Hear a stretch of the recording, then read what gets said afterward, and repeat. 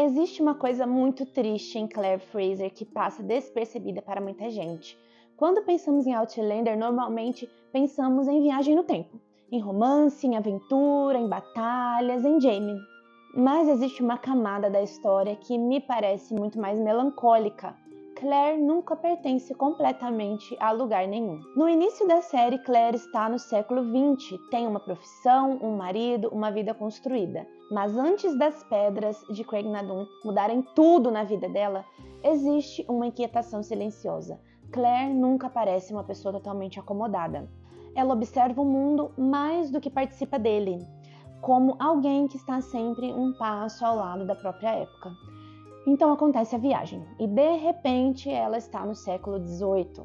Um lugar onde não pertence, um lugar onde fala diferente, pensa diferente, age diferente, conhece coisas que ainda não deveriam existir. E por muito tempo, grande parte da tensão da história nasce justamente disso.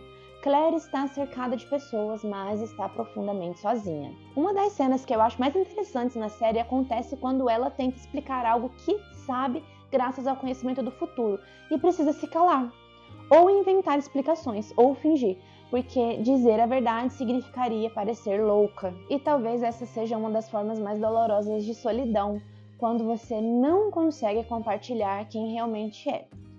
Depois Jaime aparece, e pela primeira vez Claire encontra alguém que aceita o impossível, alguém que acredita nela, alguém que a vê por inteiro, e é por isso que o relacionamento deles se torna tão importante. Não é apenas amor, é também reconhecimento. Mas então a história faz algo brilhante. Ela não resolve o problema, ela apenas muda a forma dele. Porque quando Claire retorna ao século XX, a situação se inverte. Agora ela voltou para casa, mas a casa já não parece casa.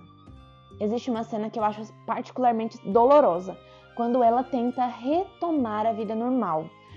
As pessoas ao redor seguem em frente, o mundo continua, mas Claire carrega experiências que ninguém ao seu redor consegue compreender. Isso cria uma sensação estranha. Ela pertence ao século XX, mas parte dela ficou no século XVIII. E quando finalmente ela reencontra Jane anos depois, existe uma emoção muito específica naquele reencontro, porque Claire não está apenas reencontrando um homem, ela está reencontrando uma parte de si mesma que havia sido deixada para trás. E talvez seja exatamente isso que torna Outlander tão diferente de outras histórias românticas. No fundo, não é apenas uma história sobre viajar no tempo, é uma história sobre pertencimento, sobre encontrar um lugar onde sua existência inteira faça sentido.